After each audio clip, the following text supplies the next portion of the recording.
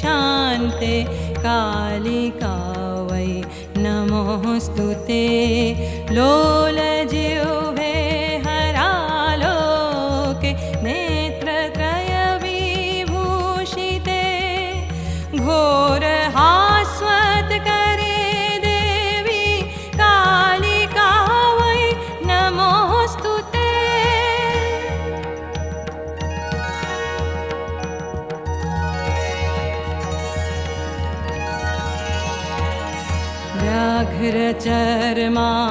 व्याघ्रचर्माम्बरधरे खड्गकर्त्री करे धरे कपालेन्दीवरे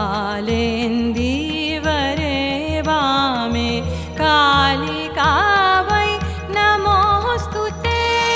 नीलोत्पलजटाभारे सिन्दूरेन्दुमुखोदये स्फुरद्वक्त्रोष्ठदशने कालिका वै नमोऽस्तु ते।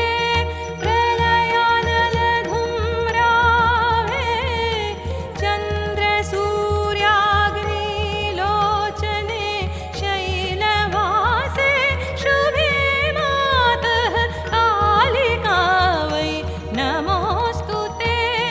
ब्रह्मशम्भुजलौघे च शवमध्यप्रसंस्थिते प्रेतकोटिसमायुक्ते कालिका वै नमोऽस्तु ते।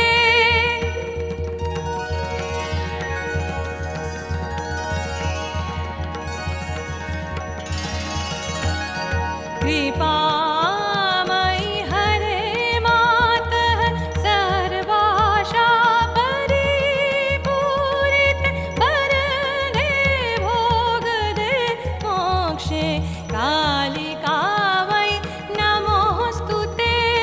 कृपामयि हरे मातः सर्वाशा परिपूरिते वरदे भोगदे मोक्षे कालिका वै नमोऽस्तु ते। कालिका वै नमोऽस्तु ते। कालिका वै नमोऽस्तु ते।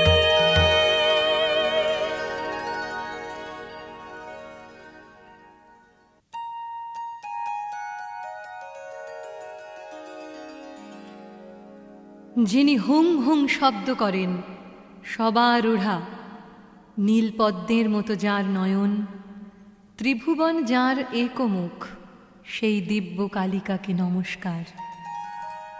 যার বাম পদ সম্মুখে প্রসারিত, দক্ষিণ পদ পশ্চাতে, ঘোড়া মুণ্ডমালা যার গলায় লম্বিত, খর্বা লম্বোদরী ভীমা সেই কালিকাকে নমস্কার।